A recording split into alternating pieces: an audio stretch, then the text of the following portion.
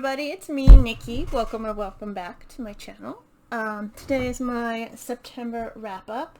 I read 7 books. I do actually have some new graphics. So I had 4 physical books and 3 audiobooks.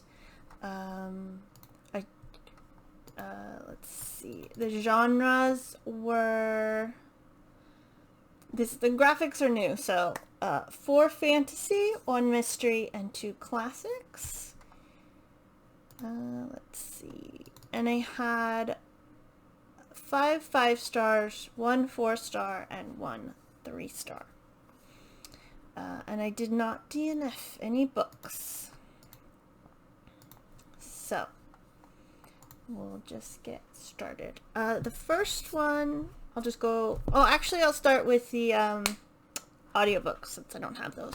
The first audiobook I read was Pet by Akiki Emeze. I gave that 4 stars. I did like it. I liked Pet the Monster. I should tell you what it's about. It's about sort of a utopian kind of world where all the monsters, like the police, the government, basically, rapists, murderers, have all been removed. They go to a prison, but it's to what's the word? Try to rehabilitate them. And this is in the city of Lucille, which isn't any place in particular. And this is about Jam, who is transgender, and her best friend Redemption. And Jam meets Pet, who is a creature who has come to kill the monster, or hunt the monster, essentially kill. And the monster is in Redemption's house, so it's up to Jam and Pet to figure stuff out. I did like it. I liked Pet the Monster a lot. It's listed as middle grade, and I would say it is not. It is definitely young adult, especially what Pet does to the monster. And there is a trigger warning, which is abuse of a child. I'm going to assume it's sexual abuse, but that's never made... It's kind of hinted at, but it's never shown. It's just sort of talked about, and the monster has done it before. And the adults are basically, what do you do? This, you're lying. You're like, no, don't worry, everything's fine.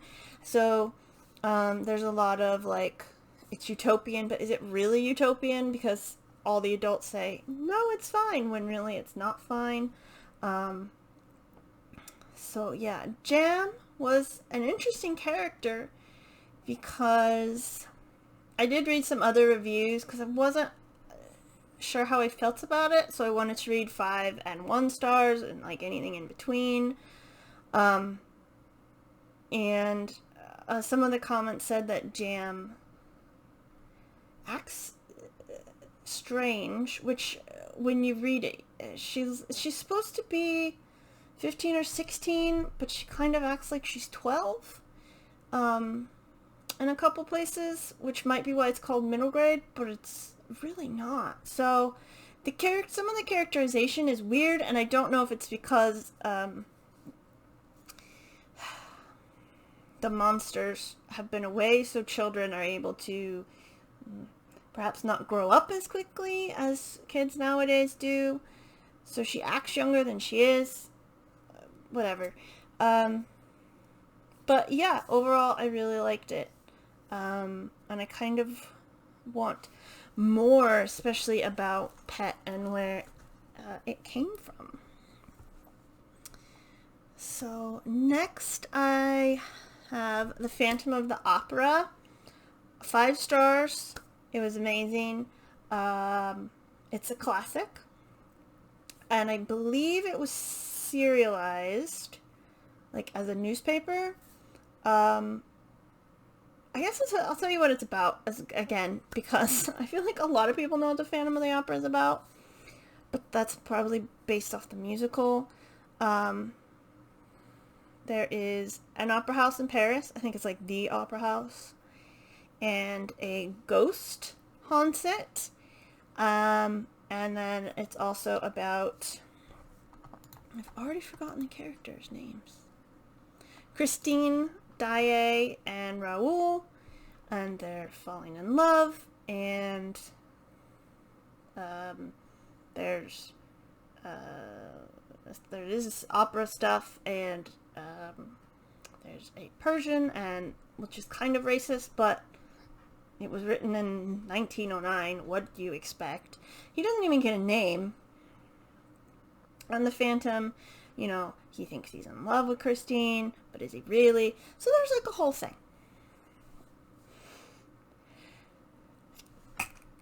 Excuse me. Makes me sneeze, I guess, talking about Phantom.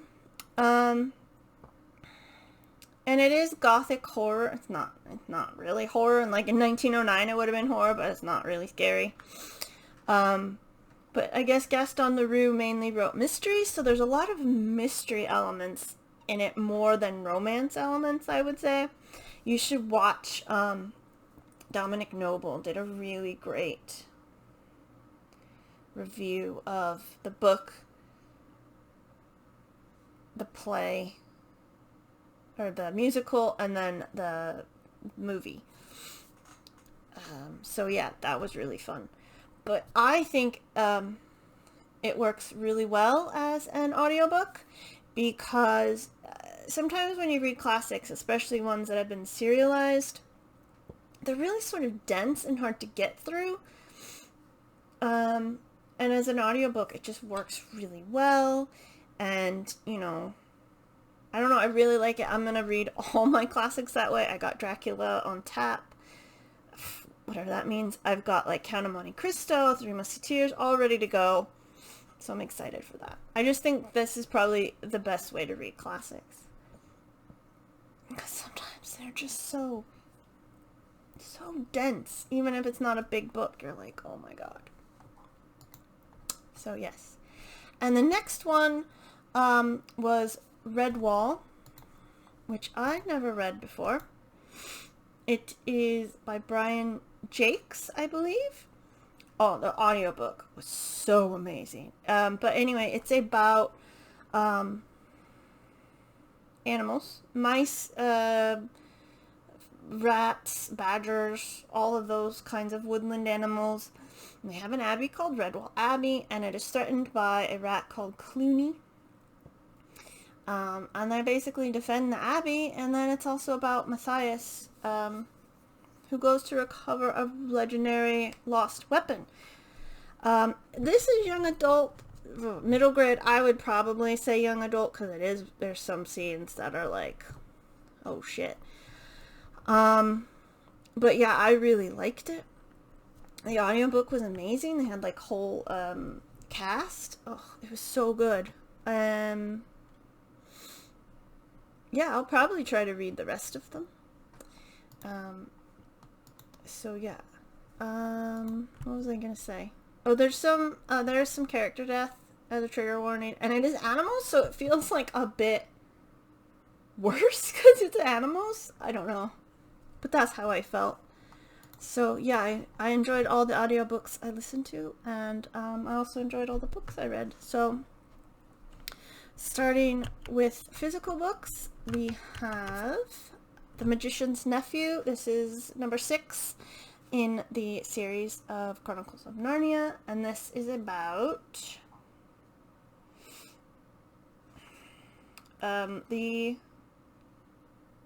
where's his name? Digger. He's got a first name.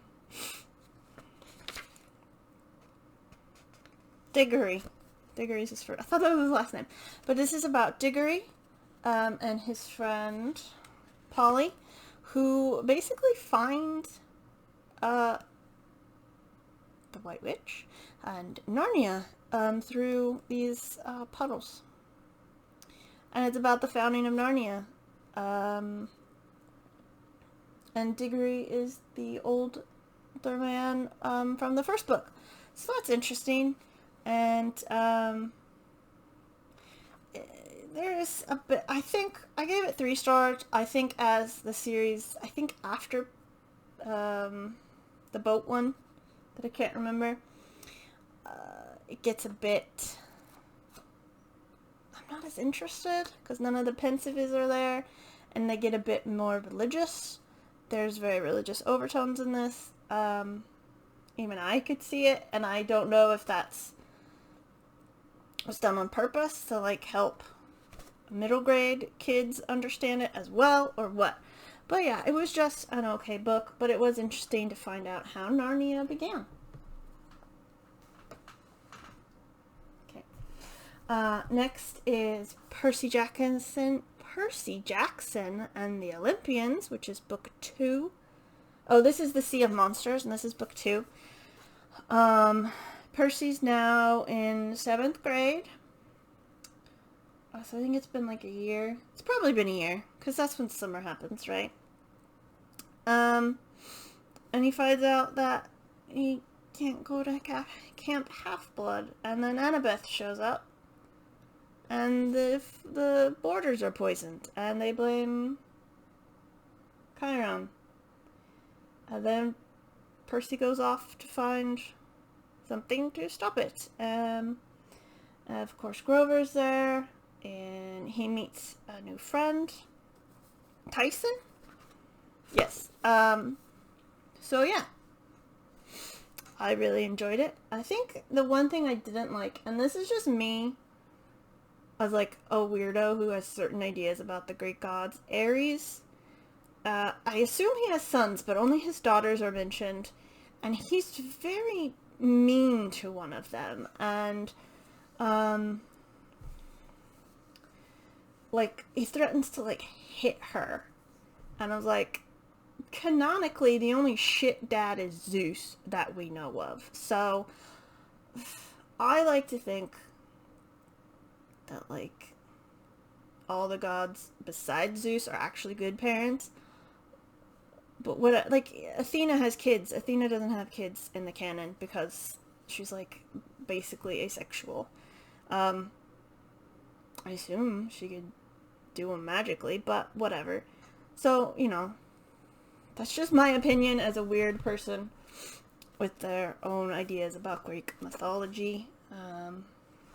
Of course, Zeus is a dick, as always. And Dionysus is a dick, which I don't think he'd be a dick, but whatever. And then they have,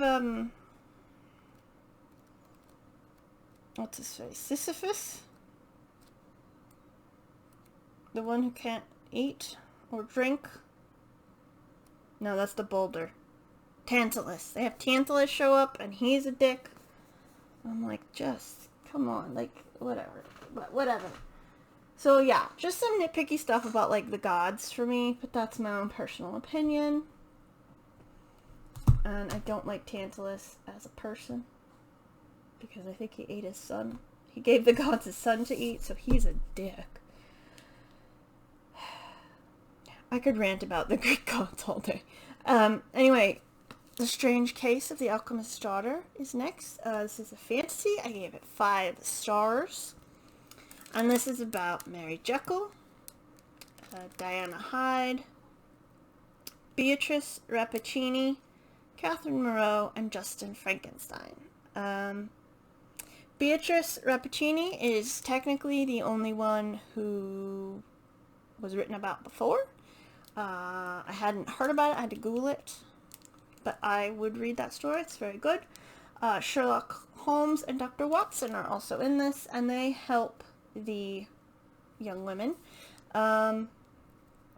figure out what is happening with Edward Hyde, and if he killed her father, Dr. Jekyll. And it's also about the machinations of the Society of Alchemists, which perhaps led to the creation of some of these young women. I very much enjoyed this. All the characters were great. Mrs. Poole is great. Mary has I guess she's a servant, but she's kind of part of the family as well. Alice, also great. It was just a lot of fun to read about it, and they interject right here talking about what's happening, and they're all so different, which is really great. I said that a lot. Probably my favorite would be Justine Frankenstein, because she's aware of how big and strong she is, but she's so gentle and kind and like terrified that people are gonna hate her. Just, I loved her. So yeah, a lot of fun. I can't wait to read the second one. And finally, I read The Man Who Died Twice, which is the second in the Thursday Murder Club mystery. It's by Richard Osman. I gave this 5 stars as well. And this is just the characters, Elizabeth, Joyce, Ron, and Ibrahim, fantastic. The supporting characters of the police officers are also fantastic. And this is about an unexpected visitor of Elizabeth from her MI5 days. He has been accused of stealing diamonds from a sort of like an intermediary between bad men, like the mafia and just bad people. And then, bodies happen, and it's up to our 4 protagonists and their friends to figure what the hell's going on. I loved it so much. Joyce is one of my favorite characters. She's so, like, I told my mom, Miss Marple-y, kind of. Like, she acts like a big old ditz. Or like, oh, I'm just a frail little old lady. But she's, like, notices everything. And sometimes she'll just say random stuff, but it's, like, to, like, throw somebody off guard. Or whatever. I loved it. And Ibrahim goes through some stuff in this one. So does Elizabeth, obviously. So yeah, I just like the characters, and they're just so sweet and fun, and I'm excited to read the 3rd one, which I think already came out, and there's a 4th one coming. So yeah, those are the books I read in September. What did everybody else read in September? I would like to know. So thank you very much for watching, and I hope you have a lovely day. I will see you in the next video. Goodbye.